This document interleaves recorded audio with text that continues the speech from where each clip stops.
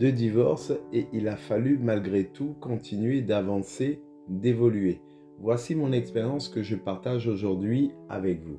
Si vous êtes nouveau sur ma chaîne YouTube, je vous invite à vous abonner, à cliquer et me laisser en commentaire un message pour me faire part de votre expérience. Et bien évidemment, à écouter jusqu'au bout cette première partie du message. Mindset, le podcast. Bienvenue dans Mindset, le podcast où l'on parle de résilience, de force mentale et des ressources qui nous aident à surmonter les grands défis de la vie. Ici, pas de théories compliquées, juste des histoires vraies, des parcours inspirants et des invités qui ouvrent leur cœur pour partager ce qu'ils ont appris dans l'épreuve. Je suis Kylian Akwabi et ensemble, on va plonger au cœur de ce qui forge un véritable mindset. Allez, c'est parti. Mindset, le podcast. Aujourd'hui, on va parler d'un sujet qui touche beaucoup d'entre nous, parfois de près, parfois de loin, le divorce. Mais on va en parler autrement. Pas comme un échec, pas comme une bataille, mais comme un chemin. Un chemin cabossé parfois, mais un chemin vers soi, vers une reconstruction. Marc Piat, mon invité, a vécu un divorce difficile. Il a traversé des tempêtes, connu la douleur, les doutes, et il est là aujourd'hui, non pas pour ressasser, mais pour partager. Partager comme il a fait pour avancer, comment il a réussi à ne pas laisser l'amertume prendre toute la place, comment il a aussi accepté sa part de responsabilité. Bref, il est devenu plus fort en perdant quelque chose qu'il croyait définitif. Bonjour Marc. Bonjour. Merci d'avoir accepté mon invitation et d'accepter d'ouvrir cette porte avec nous aujourd'hui. Tu es connu également parce que tu es aussi la voix du dimanche sur Radio Pays, la voix de la foi entre 8h et 9h. Comment d'ailleurs s'appelle ton émission ? Parole et vie. Parole et vie. Et dans cette émission, pendant 1 heure, tu parles d'espérance, de pardon, de reconstruction avec la foi, ta foi, que tu mets au cœur des discussions avec les auditeurs. Est-ce que tu peux nous en dire quelques mots de cette émission qui fédère de plus en plus de personnes ? Alors, c'est une émission, effectivement, qui parle spiritualité, qui parle de foi, Oui. qui ne parle pas de religion, parce que c'est une émission sur laquelle je voudrais et je souhaite et je veux véritablement que tout le monde s'y retrouve par rapport à leur expérience de vie.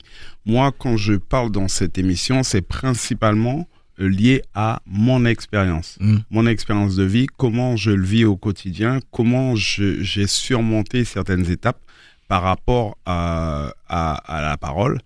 Et puis aussi parce que c'est une émission de partage. C'est vrai que les auditeurs ne peuvent pas appeler, mais ça reste quand même dans la structure de l'émission, une émission de partage où on partage la parole et que cette parole-là donne la vie. Et visiblement, Voilà. Tu sembles t'épanouir dans cette émission tous les dimanches pendant 1 heure. Tu abordes vraiment tous les thèmes, mais il n'y a aucun tabou. Tu parles vraiment de tout, des choses qui font la vie en fait finalement. Voilà, c'est vraiment parler de la vie. On peut parler de sexualité, on peut parler de la mort, on peut parler du péché, on peut parler de structure de la vie, de couple. Et au-delà de tout ça, il y a des sujets, c'est vrai que quand je les aborde, je me pose avant la question, comment ça va être interprété ? Parce que je sais que j'ai une vie qui correspond à monsieur et madame tout le monde. Je ne suis pas au-dessus des autres. Bien au contraire, je le dis tous les dimanches. Ce n'est pas parce que je porte la parole, que je donne ma vision de la parole spirituelle, que je suis au-dessus de celui qui m'écoute. Je suis pécheur, je suis né pécheur, je commets, je le reconnais, je commets des péchés. Mais malgré tout, cette émission, ce partage-là, me permet d'évoluer dans la vie. Dans ce podcast, dans ce nouvel épisode de Mindset, on va parler d'une de tes expériences de vie, celle de ton mariage, qui a duré combien de temps d'ailleurs ? Alors, j'ai été marié 2 fois Oui, et je suis divorcé 2 fois. 2 fois. Donc, c'est vrai que quand j'annonce ça comme ça, on me dit, pour quelqu'un qui parle de spiritualité, comment tu peux te marier 2 fois, divorcer 2 fois ? Mais en fait, c'est justement ces divorces-là qui m'ont emmené à comprendre, en fait, la parole spirituelle et qui m'ont sorti d'un cadre, d'un contexte, d'une vision religieuse. Je m'explique. La première fois, lors de mon premier mariage, qui a duré 4 ans de vie commune, au moment de la séparation, ça a été compliqué. Ça a été très compliqué. Et comme je l'ai toujours dit, c'est pas la première fois que je vais le dire, je suis le premier fautif. J'ai été le premier fautif. Mon premier mariage, c'est avec la mère de ma fille. Donc, j'ai fauté, il est vrai. C'était quoi comme faute? L'adultère. L'adultère. Voilà. Ouais. On va en parler. Pourquoi je te pose la question? Parce qu'on va en parler parce que cette notion du mariage, cette vision du mariage, on va l'élargir. Tu as pris le temps de la réflexion pour accepter d'enregistrer ce podcast, d'y participer. Et donc, on va se dire les choses et expliquer un peu comment ça fonctionne, vu de l'intérieur, quand les choses ont été digérées ou pas. Parce que toi, on parle de mariage au pluriel. Le premier qui a duré 4 ans. Le deuxième. Alors, combien de temps entre les deux mariages et combien de temps le deuxième mariage a duré? Il y a eu il y a eu à peu près le même laps de temps entre les deux. Oui. Et le deuxième a duré le même laps de temps. Oui, donc 4 ans. Voilà. Un peu comme des élections.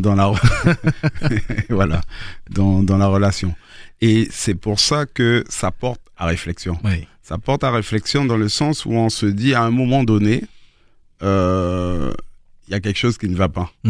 Mais ça vient pas forcément de l'autre. Parfois, ça vient de soi? Ça vient de soi. La plupart du temps, ça vient de soi. On va en parler tout à l'heure, Marc. La première question que je veux te poser, parce qu'elle est très importante pour mettre le contexte, le cadre de cette discussion. Quelle était ta vision du mariage avant tes mariages? Comment tu voyais la chose? Alors, déjà, ce n'était pas une vision religieuse, ce n'était pas une vision spirituelle, ce n'était pas une vision véritablement de foi. On en parle de la foi, on se prépare au mariage, mais dans la profondeur même de soi-même, en tous les cas, je parle pour moi, je parle pas forcément pour mon ex-compagne, Oui. la mère de ma fille, puisque le premier mariage c'était elle. Je pense qu'elle était beaucoup plus ancrée dans cette vision à la fois de foi religieuse, aussi de l'éducation que l'on donne, que la vision d'éducation que la femme a du mariage, qui pour moi, selon moi, je parle toujours, j'insiste dessus par rapport à ma vision, qui, selon moi, n'est pas la même vision que l'homme. Tu y es allé comment, toi, dans ce premier mariage? Tu y es allé avec l'esprit de « c'est la femme de ma vie ». Exactement. Elle a envie de se marier, on a cette envie commune, on a envie de créer quelque chose. C'est moi qui ai fait la demande. C'est toi qui as fait la demande? Oui. Qu'est-ce qui t'a poussé à faire la demande?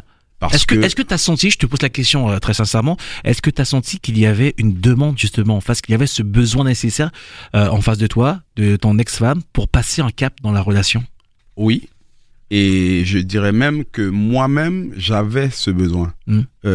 Qui, en tous les cas, au moment parce que je pense que la femme, elle le souhaite, elle le désire, mais ne le demande pas forcément.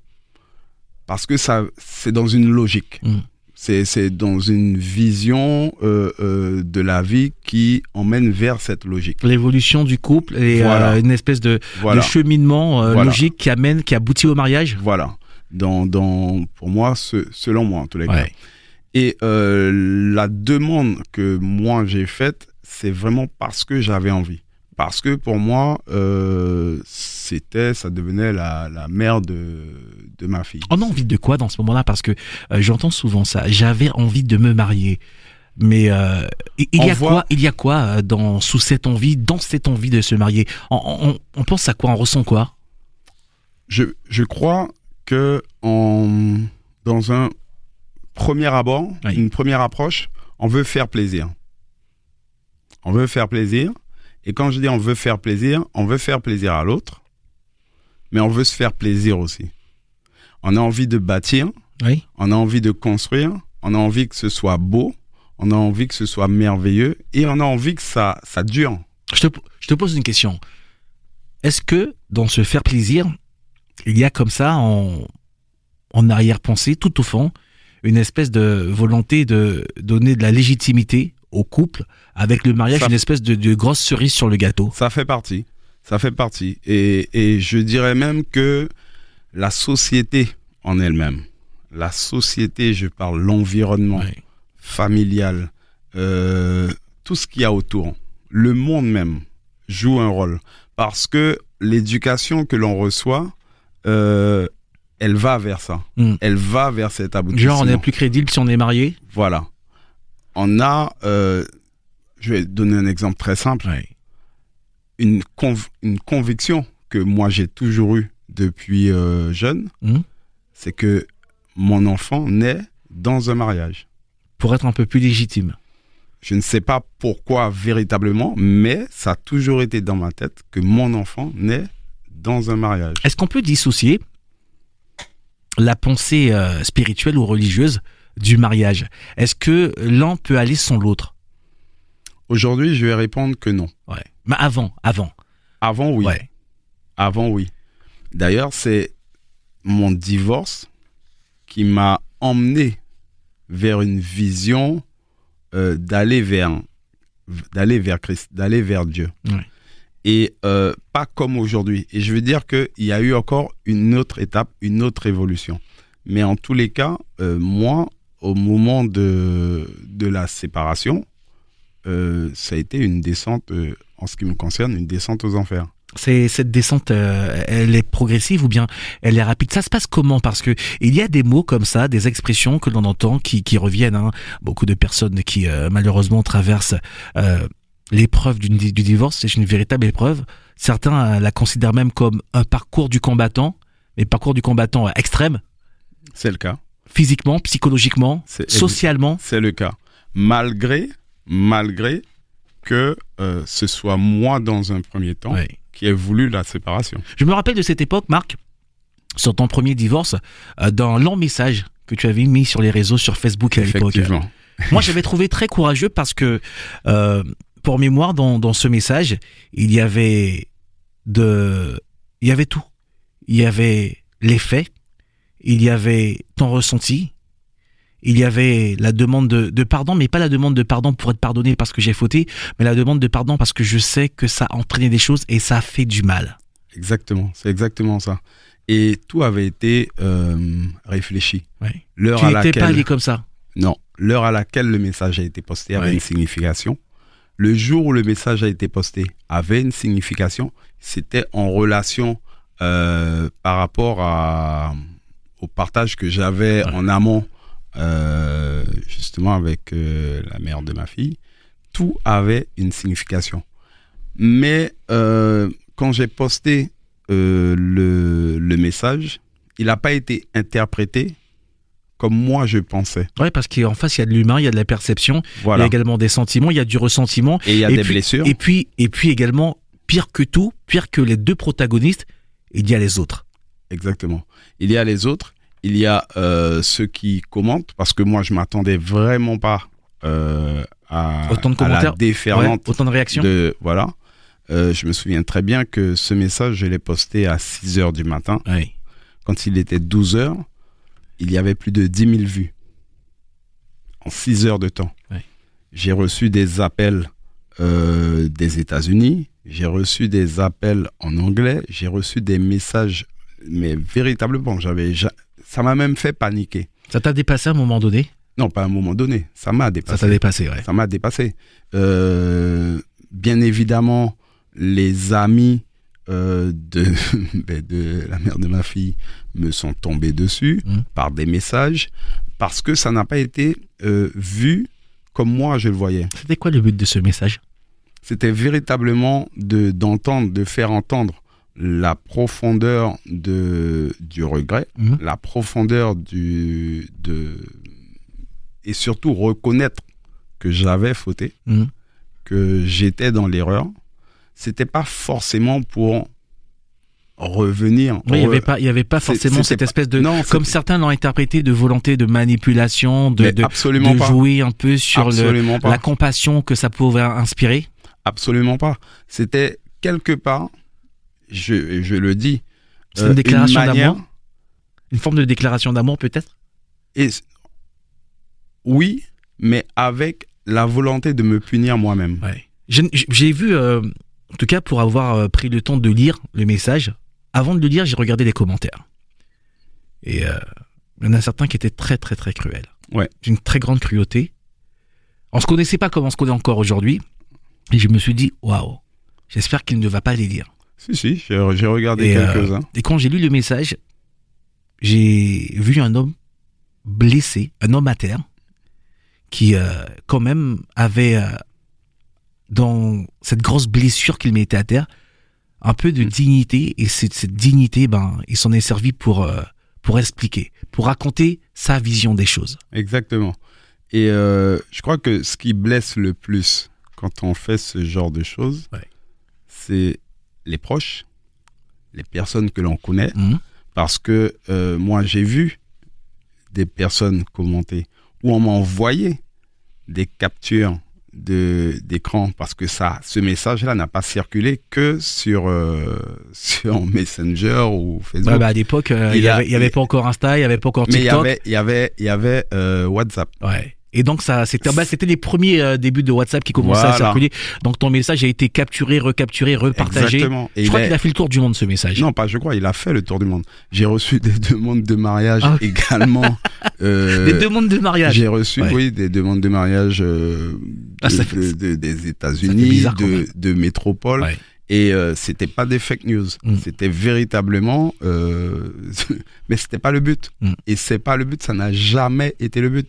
J'ai reçu des demandes même d'ici de personnes qui disent mais moi on m'envoie ce message, mais quel que soit ce qu'il a fait, mais j'y retourne. Mais ce n'était pas le but. Marc, quand on parle de ton premier mariage, il y en a eu 2 dans ta vie. J'ai eu 2. Quand tu repenses à cette période, tu l'as dit tout à l'heure, ça a été compliqué pour toi. Quelle est la première image, le premier mot qui te revient en tête? Quand je repense à ça, la première image qui me revient, c'est le mal que je fais. Le mal que je fais à la mère de ma fille et le mal que je fais à ma fille. Parce que par ricochet, bien évidemment, je fais énormément de mal à ma fille. Ouais. Et ça, c'est quelque chose qui jusqu'à aujourd'hui laisse des traces. Jusqu'à aujourd'hui m'a laissé des traces. Et par rapport à ça, j'ai, au bout d'un certain temps, dû reconnaître les blessures et trouver une issue, chercher une sortie. Et comme je dis, dans ces moments de faiblesse, et c'est pour ça que l'émission aujourd'hui, Parole et Vie tous les dimanches matins, c'est pas une émission qui est là pour enfoncer. C'est pas une émission qui est là pour dénoncer. C'est pas une émission qui est là pour dire tu iras en enfer, tu es pécheur. Non, c'est une émission d'espérance, une émission d'espoir, une émission que quand tu l'écoutes, tu as quelqu'un qui parle de la parole de Dieu, qui parle de spiritualité, mais pour t'emmener vers le haut, pour t'emmener à sortir de ce cadre où systématiquement on parle de Dieu en parlant de bon et de mauvais, de tirer en enfer, tirer au paradis. Oui, c'est un truc qui est totalement binaire et que beaucoup de personnes, d'ailleurs en 2025 et depuis maintenant quelques années, réfutent totalement en disant que cette religion, cette manière de concevoir le monde et la manière dont on peut se projeter en tant que personne qui faisons des erreurs ne nous convient pas. On n'ira pas au paradis parce qu'on est gentil, on n'ira pas en enfer parce qu'on est gentil. Des personnes qui trompent au sein du mariage, il y en a beaucoup. Mais ce que beaucoup revendiquent également, c'est le droit à l'erreur, mais surtout le droit à la reconstruction. Toi, à quel moment cette reconstruction a pu s'amorcer, puisque tu t'es marié une deuxième fois après? Il s'est passé quoi? À quel moment on se dit, il faut quand même que je puisse reprendre le dessus? Alors, à la suite de mon premier divorce, quand je parle de descente aux enfers, vous voyez l'expression descente aux enfers. On la voit, mais quand on ne la vit pas, on ne sait pas jusqu'où on peut descendre. J'ai perdu 10 kilos déjà. T'es pas très gros en plus. Hein. Voilà, donc ça se voit. Mais c'est vrai que je faisais beaucoup de muscu. Ouais. Donc j'avais quand même un corps un peu plus musclé. Oui. J'ai perdu 10 kilos à cette époque-là. J'ai fait une tentative de suicide. Ça, je l'ai témoigné qu'à l'église, mais c'est une vérité, c'est une réalité. À cause de la solitude? Oui, dans laquelle on se retrouve. On a l'impression, parce qu'en plus, on s'accable, en fait. Ouais. On se torture, on a fait du mal. Moi, je suis pas quelqu'un qui s'en fout. Oui, j'ai fauté, oui, c'est moi qui ai fait l'erreur, c'est moi qui suis parti. Mais après, alors, Et ça ne veut pas dire que parce qu'on peut dire oui, mais peut-être parce que ça n'a pas marché de l'autre côté. Non, ça va bien au-delà. On se rend compte intérieurement que on est rongé par la culpabilité. Ouais. Et aujourd'hui, je dis la culpabilité ne vient pas de Dieu. L'on vient d'entendre la première partie du message où je fais part de mon expérience. Je t'invite donc à cliquer, à me laisser un commentaire si tu as une éventuelle question ou si tu souhaites nous faire part de ton expérience. Je t'invite également à t'abonner à ma chaîne YouTube si tu es nouveau et on se donne rendez-vous pour la deuxième partie du message que je t'invite à écouter jusqu'au bout.